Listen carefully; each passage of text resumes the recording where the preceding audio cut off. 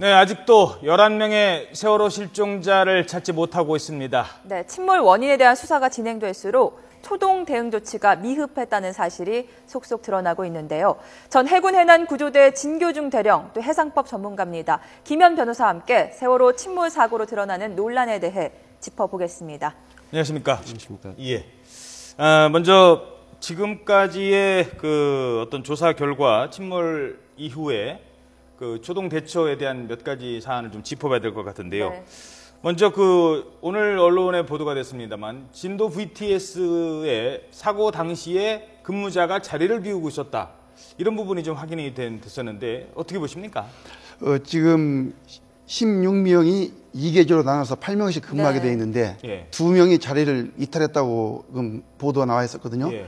그러면 그 2명이 장시간 이탈한 건지 예. 아니면 잠깐 화장실을 가기 위해서 비운 건지 그걸 체크해야 되겠는데 그 잠깐 비우는 것은 근무 시간이 4시간 이상 되니까 그건 이해를 할 수 있지만 만일에 조사했는데 장시간 비웠다 하면 이건 문제가 되는 거죠. 예. 네. 당시 진도 VTS 직원들이 CCTV가 고장나 있었다라고 감사원 조사 때 밝혔는데 복원이 됐다고 해요. 자리를 비운 사실이 발견이 됐고요. 삭제하는 흔적이 발견됐다고 하는데 조직적으로 은폐하려고 이런 일을 벌였다면은 어떤 처벌이 가능한 겁니까? 예, 그 형법상의 증거인멸죄가 적용돼서요. 5년 이하 징역입니다. 상당히 무거운 일이고요.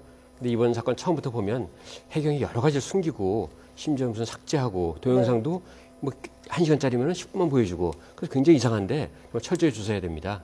예. 진도 VTS의 근무 상태를 보면 새정치민주연합 부자연 의원이 해운조합 제주지부에서 입수한 자료가 있습니다. 그 내용을 보면 저희들이 관련 내용을 그래픽으로 좀 정리한 게 있는데요. 관할구역 선박을 모니터링해야 하는 해운조합의 진도 VTS보다 오히려 더 멀리 떨어져 있는 제주지부가 세월호 이상 징후를 먼저 포착했다. 그러니까 이게 가까운 데서 있었으면 더 빨리 구조가 이루어질 수 있었지 않았냐에 대한 결정적인 단서거든요. 예. 이른바 골든타임을 놓쳐버렸다는 부분인데 지금 아직 다 확인은 안 됐습니다만 이런 의혹들이 계속 지금 제기가 되고 있는데 어떻습니까? 그러니까 가까이 있는 데서 봤어야 빨리 조치가 되거든요. 왜냐하면 가까이에서 주변에 있는 지나가는 상사이나 어선들한테 이렇게 전파를 해서 빨리 구조를 해라 이게 할 수가 있는데 거기서 못 보고 다른 데서 저 멀리 있는 제주에서 먼저 봤다면 이게 문제가 되는 거죠. 예. 글쎄요, 왜 근무지를 이탈하고 그때 그렇게 됐느냐에 대한 설명은 좀 더 있어야 될 것 같고요. 네. 또 신의진 새누리당 의원도 문제점을 제기했는데 세월호가 국제조난통신망 16번 채널로 2차례나 군안 요청을 했다. 하지만 해경이 답신하지 않았다. 자, 묵묵부답한 해경 직무유기 아니겠습니까? 그렇습니다. 왜냐하면 찬넬 16이라고 해가지고 이것은 상선 긴급 보고망입니다. 그러니까 모든 선박 군함은 요 찬넬 16을 듣게 돼 있습니다. 이건 의무적입니다. 근데 이걸 안 들었다면 이건 또 문제가 되는 거죠. 그건 항상 켜 있게 되는 거예요. 항상 듣습니다, 이건. 네. 그러니까 애초에 세월호가 67번 채널로 진도 VTS에 구조 가능한지 여부를 확인을 했고 알려진 대로 그 다음에 16번 채널로도 구조 요청을 했는데 해경이 답하지 않았다. 네. 16은 군함, 상선 전부 다 조타실에 요것을 24시간 모니터링을 합니다. 예. 그런데도 그게 켜져 있지 않았는지 답하지 않는 경우도 있습니까? 답하지 않는 경우는 이제 볼륨을 줄였다든지 또는 거기에 그것을 계속 모니터링하고 있지 않았다든지 이런 경우입니다. 그러니까 어떻게 보세요? 정말 이상한 거는요. 30km 떨어진 진도 VTS가 해역하고 30km 떨어져 있었거든요. 근데 자기 관할 구역인데 들어왔는데도 계속 전혀 모르고 있었습니다. 그리고 8시 48분부터 9시 6분까지 세월호가 막 침몰을 할 때 그때 전혀 또 모르고 있었거든요. 이거 보면은 전혀 자리를 비운 것이 아닌가. 그리고 그동안 이번에 검찰 조사에서 나타난 거 보면은 계속 상습적으로 그렇게 16명이 제대로 안 했으면서 한 것처럼 공문서를 위조하고 그랬거든요. 그러니까 이날 밤도 거의 보질 않은 것이 아닌가. 그래서 이건 직무유기에 해당하고요. 정말 엄벌에 처해야 될 대상이죠. 그리고 또 하나는 이제 사고가 났을 때 진도 VTS는 근무자가 없었고 일부 없었고 그다음에 16번 채널로 해경에. 구조 요청을 했는데도 묵묵부답이고 나중에 이제 또 갔어요. 해경배가 도착했습니다. 1, 2, 3정이 갔는데 해경은 누가 어디 있는지 정도는 배 구조만 보고도 알 수 있지 않습니까? 승객들이 어디 있는지. 예. 근데 앞부분에 가서 조타실만 대충 하고 왔단 말입니다. 그 부분에 대한 지금 조사가 있는데 왜 진입하지 않았을까에 대한 부분이 지금 조사 중인데 어떤 부분을 중점적으로 봐야 될까요? 저는 그렇습니다. 이제 세월호가 고장을 일으켜서 여하튼 배가 기울이고 있지 않습니까? 예. 그러면은 요 P123호정은 그 사실을 알고 접근하지 않습니까? 그렇죠. 네. 그러면 접근하는 과정에서 세월호 상태를 파악을 해야 됩니다. 아, 그렇죠. 예. 거기에는 승무원이 몇 명 있고, 네. 현재 몇 명이 어떻게 나와 있고, 배는 어떤 상태고, 요걸 다 알고 접근을 해서 접근하면 바로 조타실이나 또는 네. 선장을 찾아가지고 배가 지금 어떻게 진행되고 있느냐. 네. 그러면 그 상황에서부터 이제 해경이 도착하면 해경이 바로 그때부터 조언을 하면서 구조를 해야죠. 네. 근데 이 상황을 놓친 것 같습니다. 예. 자, 말씀대로 해경 1, 2, 3정이 구조 활동을 했지만 적극적으로 뭐 깨고 들어간다는 등 적극적인 대응이 없었는데 이런 부분도 관련해서 형사 처벌이 가능한 겁니까? 예, 그럴 것 어쨌든 같습니다. 구조를 했는데. 네. 1, 2, 3정이 접근할 때 네. 이미 그 승객이 반 이상 있다는 걸 알고 있었습니다. 네. 그리고 서해 해경에서 계속 진입해라 지시했습니다. 그거 안 들었거든요. 이건 정말 잘못된 직무유기고 네. 그리고 그 1, 2, 3정 함장은 업무상 과실치사죠. 그 사람 당연히 진입하도록 했어야 되고 네. 조타실 가서 표소명을 했어야 됩니다. 자, 지금 저 상황이거든요. 지금 해경이고 왜 배가 기울어져서 들어갈 수 없었다는 게 설명인데 좀 납득하지 못할 부분도 좀 많이 있는 것 같아요. 전문가들이라면, 군란 전문가들이라면 어떻습니까? 예. 대령님 보시기에. 예, 저 정도면 저는 진입이 가능하다고 보고요. 예. 지금 저기서 저 사람들이 그 답변하는 내용이 친밀성이 없는 것은 예. 노력을 해야 될 거 아닙니까? 그러면 예. 진입하라고 진입하라고 상부에서 명령을 내렸으면 예. 진입하는 노력을 해야 되는데 전혀 노력을 하지 않았거든요. 그러니까 노력은 뭐냐면 그 사주매라고 그래가지고 이 줄 던져서 그 갑판에 걸어가고 올라간다든지 네. 보드 그래갖고 긴 막대가 있습니다. 예. 그걸 걸어서 올라가서 작업을 하도록 돼 있는데 그 노력을 하지 않고 전혀 서해 그 해경에서는 진입하라. 근데 함장은 진입을 하지 않았거든요. 그러면 저기에 대해서는 분명히 뭔가 조치가 있을 것 같습니다. 예, 그리고 예. 한 민간인이 40명을 내들어 건져 올렸죠. 근데 그 바로 뒤에서 경찰이 해경이 보고만 있는 그런 사진도 있습니다. 그리고 헬기도 와서 그냥 그 상황 보고 있으면서 뭐 밧줄을 내린다든가 선박 안에 퇴수명령 한다든가 그런 거 안 하고 그냥 아주 쉬운 사람 한두 명 건지는 이런 식이었으니까 정말 안타깝죠. 예. 자, 이런 것들이 이제 지금 국회에서 열리고 있습니다. 세월호 국정조사 오늘 이제 기관 보고를 받기 시작하면서 이런 네. 부분들에 대한 얘기가 진행이 될 것 같습니다. 그리고 또 하나는 이제 배가 침몰을 했습니다. 공기 주입을 한다고 하는데 네. 이 공기 주입 과정에서도 문제가 지금 드러나고 있죠? 네, 김현미 의원이 제기한 문제점인데요. 공기 주입 과정에서 공업용 오해 결국 인체 유해한 유독가스를 주입했다. 보여주기식 공기 주입이 아니었냐. 이런 의혹들이 제기가 되고 있는데 보통 이렇게 공기를 주입할 때 어떤 공기를 사용합니까? 예, 공기 압축기는 두 가지가 있습니다. 네. 하나는 저희들이 그 잠수할 때 뒤에 공기통이 있지 않습니까? 네네. 그 공기통은 아주 그 인체 해로 만들기 때문에 식물성 기름을 씁니다. 아. 그러니까 그 엔진이 돌아가서 공기를 압축하지 않습니까? 예. 네. 그러면 엔진에 열을 식히기 위해서 그 냉각수가 그 에로를 식힙니다. 에로, 그 윤활유. 예. 그 윤활유를 쓸 때 공업용은 일반 그 기름을 쓰고 예. 그다음에 요 사람이 호흡할 수 있는 그 공기통에 들어가는 거는 이것은 식용유를 씁니다. 식용유. 아. 근데 식용유를 쓰지 않는 그냥 공업용. 공업용은 그냥 그 어떠한 굴을 뚫을 때라든지 뭘 불어낼 때 쓰는 거고 사람이 호흡하는 것은 이것은 그 식물성 윤활유를 써가지고 인체에 해롭지 않도록. 왜냐하면 공업용을 쓰면은 일산화탄소가 발생합니다. 그 일산화탄소가 연탄가스 중독될 때 그 일산화탄소 그렇습니다. 아닙니까? 예, 그건 네. 저는 지금 왜 그걸 했는지 전혀 납득이 가지 않습니다. 아무리 급하다고 하더라도 그 정도 장비는 다 있지 않습니까? 다 있고 그건 뭐 항상 준비가 돼 있는 겁니다. 그 일산화탄소 가스가 주입되면 만약에 배 안에 사람이 생존해 있었더라도 더 위험해지는 상황이 되는 예, 거죠. 네. 왜냐하면 일산화탄소 중독이 되는 거죠.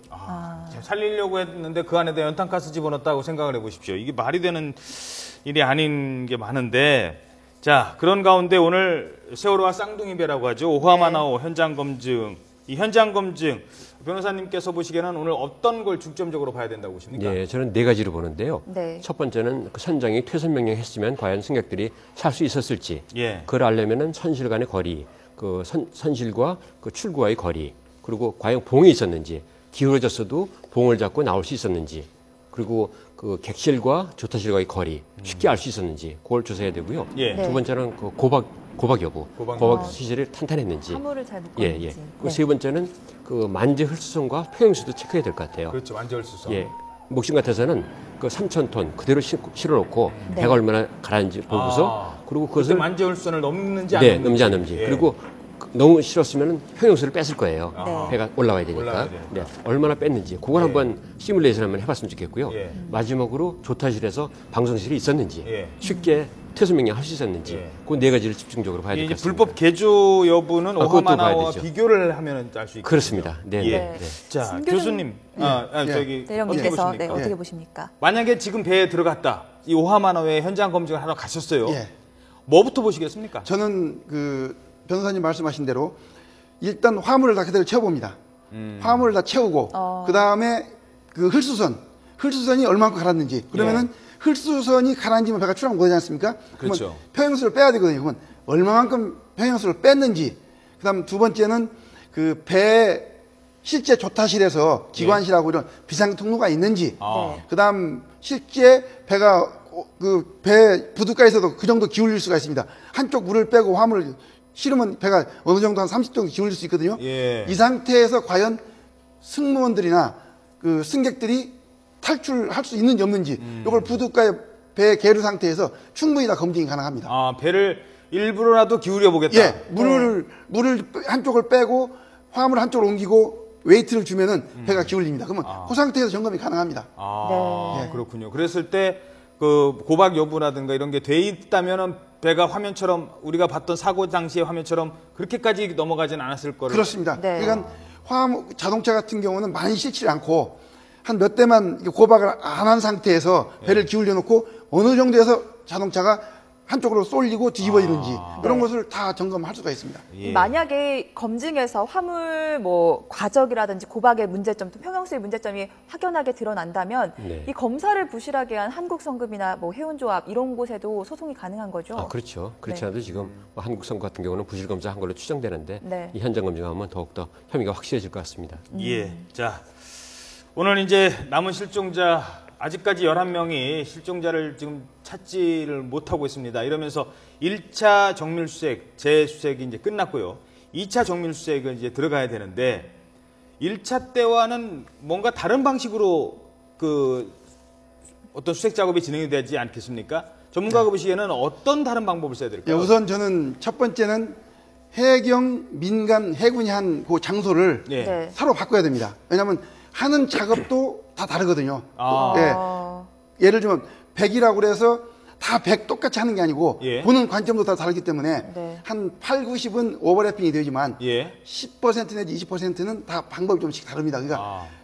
했던 곳을 바꿔서 하고 예. 두 번째는 이제 육안으로는 이제 다 본 겁니다. 그러니까 네네. 예. 예, 말씀하시죠. 예, 육안으로 다 봤기 때문에 결국 안에 있는 장애물을 운반해서 한쪽으로 옮기든지 예. 그렇게 해야 되고 세 번째 가장 확실한 방법은 선체를 인양하는 겁니다. 선체 인양하면 그 안에 다 들어 있습니다. 예, 그래서 예를 들면 다트, 그 통풍관 이런 데 들어가서 있는 실종자는 못 찾습니다. 아무리 찾아도. 그러니까 그런 경우는 왜냐하면 서해 페리오 때도 그랬고 천안함 때도 그랬고 한 8, 90%까지는 쉬운데 네. 그 다음에는 굉장히 어렵습니다. 아. 그때는 이제 선체를 인양하는 게 가장 확실한 탐색과 네. 그 실종자 구조입니다. 예, 네. 진교중 그 대령께서는 이미 서해 페리오 당시에도 이런 일을 겪어봤기 때문에 지금쯤이면 더 이상 선체 수색을 잠수사들이 해서는 못 찾는 단계까지 왔다라고 또 볼 수 있다는 말씀이시군요. 예, 저는 그렇습니다. 지금 앞으로 아무리 뭐 해도 바람은 다 실종자를 다 찾았으면 좋겠지만 예. 네. 제 경험으로 봐서는 예. 이 정도 선에서 이제 조금 더 나갈 수는 있지만 좀 힘들지 않냐. 이게 좀 어려운 말씀이시거든요. 예. 사실은 지금 그 실종자 가족들께서 이 부분 뭐 전문가들이라면 그 정도 생각을 하는데 또 용기 있게 또 말할 수 있는 또 단계도 아니에요. 그 부분이. 왜냐하면 워낙 반대를 하고 장비 축소하는 것도 민감한 문제이기 때문에 그 피해 가족 입장에서 봤을 때는 또 어떻습니까? 변호사시니까 어떻게 보실까요? 실종자 입장에서요. 예. 또 이런 측면이 있습니다. 실종자는 또 그 사망자와 똑같은 그런 손해배상 청구권이 있습니다. 예. 네. 그래서 앞으로 실종자들을 어떻게 해야 되느냐, 그 문제는 또 그 인정사망이라는 제도하고 그렇죠. 실종선고제도가 있는데요. 예. 인정사망은 어떤 사고가 났을 때 그 관공서가 사망으로 인정해서 호적부를 기재해 주는 거. 예. 근데 실종선고는 1년 이상 실종이 됐을 때 그 법원에서 실종선고를 해서 사망자와 똑같이 해주는 거. 둘 다 할 수 있는데요. 1년이 기다리는 건 너무 길잖아요. 네. 그러니까 쉽게 지금 단계에서 인정사망을 할 수 있습니다. 인정 사망이 되면 사망자와 똑같은 보상 배상을 다 받을 수 있는 그렇죠. 네네. 네. 뭐 적지 않은 위로가 될 겁니다. 알겠습니다. 네. 자, 또 하나는요. 아까 요걸 좀 더 자세히 전문가께는 여쭤볼 때야 될 것 같습니다. 선체 수색하는 장소를 교대해야 된다. 쉽게 네. 말해서 지금까지 해경이 이렇게 앞부분, 예. 선수 부분을 수색을 했고 뭐 해군은 뒷부분을 했다면 예. 상호 교대. 이제는 바꿔봐야지 그렇습니다. 예. 작전이 조금씩 80~90%는 비슷하다 하더라도 네. 다른 노하우, 다른 접근법이 있다 이거죠. 그렇습니다. 그 보는 시야가 또 다르고 또 작업하는 그 요원들이 다릅니다. 네. 예. 그래서 예를 들면 그 저희가 어떠한 그 이 고구마 밭에서 고구마를 캘 때 예. A라는 농부가 캐는 방법하고 B라는 농부가 캐는 방법이 다르지 않습니까? 예. 그러면 약간씩 차이는 나는 겁니다. 네네. 예, 그 차이에 따라서 이제 거의 지금 11명 남았지 않습니까? 예. 네네. 그러면은 이제 거의 육안으로 보는 건 다 봤습니다. 아. 육안으로 봐서는 이제 뭐 없습니다. 예. 그렇다면 자기가 못 봤던 곳, 예. 예, 보물찾기 할 때도 똑같이 보물을 숨겨놔도 예. A가 찾는 보물하고 B가 찾는 보물 방법이 다르지 않습니까? 예. 그러면 보는 각도를 조금 바꿔서 보자는 얘기죠. 네. 못 찾을 수, 육안으로 못 볼 만한 장소가 어디 있을까요? 아까 뭐 닥트 얘기 하셨는데. 예를 들면 덕트. 예. 저 갑작스럽게 물이 들어가고 사람이 이 필사적으로 탈출했지 않습니까? 예. 네. 그러면 공기가 있는 쪽으로 계속적으로 그렇죠. 옮겨가죠. 옮겨가죠. 대피를 하죠. 그러면 그 어떤 그 구석에 예. 그 끼어 있을 수가 있다는 얘기입니다. 그런 경우 서해 페리오 때도 그런 경우가 있었습니까? 있었죠. 예, 천안함도 마찬가지입니다. 천안함 때도 네. 그런 예상치 않은 곳에 예. 공기만이 들어갈 수 있는 곳에 필사적으로 탈출을 하다 보니까 어쩔 수 없이 가게 되는. 예. 그러니까 이번에도 조타실까지 학생들이 올라왔지 않습니까? 네. 그렇죠. 예. 거기는 상상도 못했지 않습니까? 예. 그러니까 하여튼 필사적으로 그 뭐 제가 여기서 표현하기가 뭐 그런데요. 예, 아무튼 그런 상황에서 예. 네. 그리고 세월호 참사 이제 76일째가 되다 보니까 저희가 매일 이렇게 진도 팽목항에 취재기자 연결해서 상황을 알아보고 있지만 자세한 현장 상황은 알 수가 없거든요. 지금 한 76일 지났으면 배의 상태가 세월호의 상태가 어느 정도인지도 궁금하거든요. 네. 선체 외부는 부식은 없고요. 네. 내부 쪽에 이제 그 좀 부실한 부분은 녹이 많이 들고, 예. 그다음에 이제 양철 부분이 있지 않습니까? 그렇죠. 1mm 정도 있는 이 철판들은 예. 부식이 벌써 다 됐습니다. 아. 그리고 나머지 것들은 이제 무너져 내립니다. 아. 예, 무너져 내리고, 그다음 그 안에는 뻘물이 들어와서 쌓입니다. 이게 뻘물이 들어와서 물이 정제되지 않습니까? 그 안에 물이 흐르다가 배 안에는 물이 흐름이 없지 않습니까? 그렇죠. 네. 그럼 계속 뻘물이 쌓이고, 그다음 선체가 매몰되기 시작합니다. 가라앉는다는 예, 말씀이시죠? 뻘속으로 들어갑니다. 모래속으로. 그래서 네. 세월이 지나면 지날수록, 시간이 지나면 지날수록 이 배를 인양할 때 힘이 더 드는 겁니다. 더 많은 시간과 노력이 필요하고. 왜냐하면 그 박혀버리니까. 예, 계속 물이 흐르면서 저희가 그 해수욕장 같은 데 가서 물이 빠지고 들 때 서 있으면 계속 패이지 않습니까? 물이 그렇죠. 패서 가라앉지 않습니까? 발이. 네. 마찬가지입니다. 그래서 이 배는 계속적으로 뻘 속에 들어갑니다. 그렇군요. 그래서 제가 인양 자꾸 그 이야기를 하는 이유가 이런 상황까지 계속 가기 때문에 네. 더 어려워진다는 얘기입니다. 그리고 또 인양이 늦어지는 부분에 대해서는 시신의 이제 부패 상태도 그것도 좀 그 고려를 좀 해야 될 부분도 있을 것 같아요. 아무래도 세월이 흐르면 그 DNA 감식 자체도 힘들어질 수 있으니까요. 이번엔 정말 인양 여부를 좀 검토할 시간이 되지 않았나 싶습니다. 왜냐하면 이 온도가 네.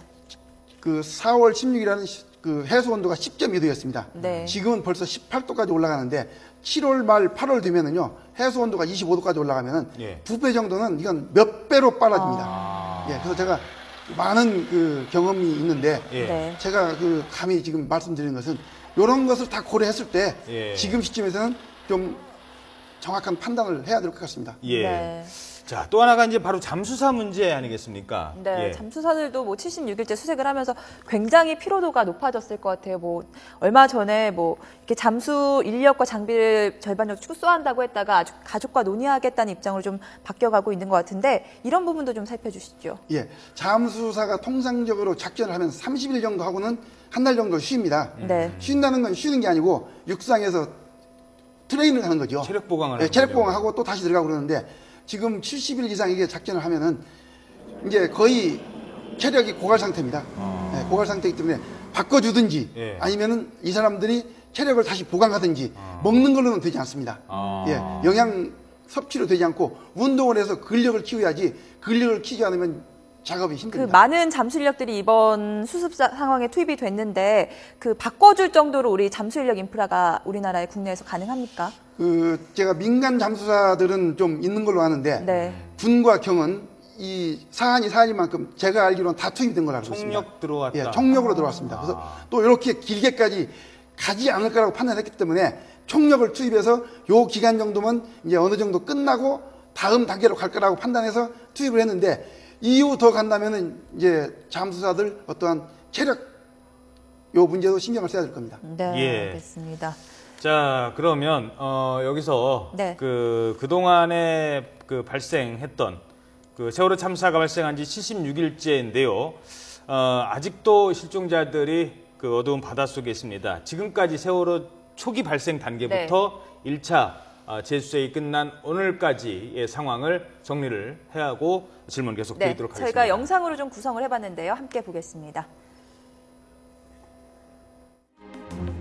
완전히 옆으로 누워버린 여객선. 배 안에 있던 사람들은 구명조끼를 입고 애타게 도움의 손길을 기다립니다. 선박은 수면 아래로 점점 빨려 들어갑니다. 사고 당시 충격으로 음료수 자판기도 힘없이 넘어졌습니다. 배 안에는 금세 물이 차오르기 시작합니다. 하지만 세월호는 탈출시켰다는 보고는 없이 구조가 가능하냐고만 되물으며 시간은 흘러갑니다.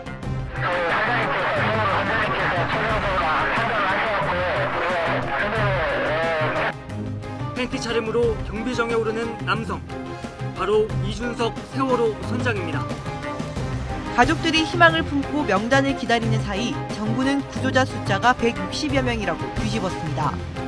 공식 발표 1시간 반 만에 인원이 절반 넘게 줄어든 겁니다.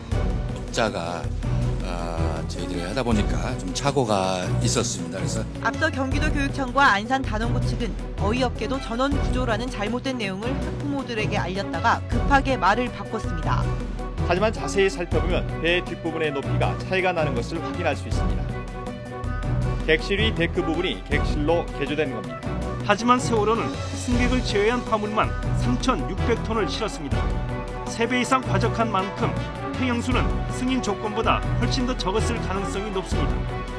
압수수색은 청해진 해운 본사뿐 아니라 세월호의 안전 점검을 맡은 조선소를 포함해 여수와 제주 등에서 동시다발로 진행됐습니다. 이 씨의 경영 개입 정도가 상당한 것으로 인정된다면 인사상 공동 불법 행위로 인한 손해배상 책임을 지게 될 것이기 때문에 피해 전액에 대해서 배상 책임을 부담해야 될 것입니다. 유 전 회장 일가가 실제 경영 주체인지 책임이 있는지를 규명하기 위한 검찰의 전방위 수사가 어떤 성과를 낼지 주목됩니다.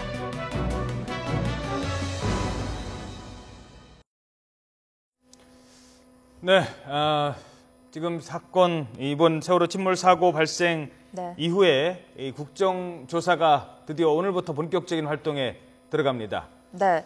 이 국방부와 안전행정부, 또 전라남도와 전남 진도군 4개 기관에서 오늘 기관 보고를 받는데요. 네. 침몰 사고 당시 각 기관의 대처와 사고 이후의 수습 상황에 대해서 의원들의 질의가 이어지고 있다고 합니다. 현장으로 한번 가보도록 하겠습니다. 그날 되었습니다. 저희 진도군에서는 사전 준비가 없는 상태에서 일단 제반 시설 그리고 공사, 물자, 인력 이런 지원 조치를 하는데 최선을 다했다고 생각을 합니다. 그래서 5페이지에 실내 체육관, 팽목항 그리고 군청의 재난대책 상황실을 정부 당국 그리고 전라남도의 지시에 의해서 저희들이 적극 협력해서 설치를 했습니다. 의원님들께서 다녀오셨기 때문에 실내 체육관과 팽목항에 대한 보고는 생략을 하겠습니다.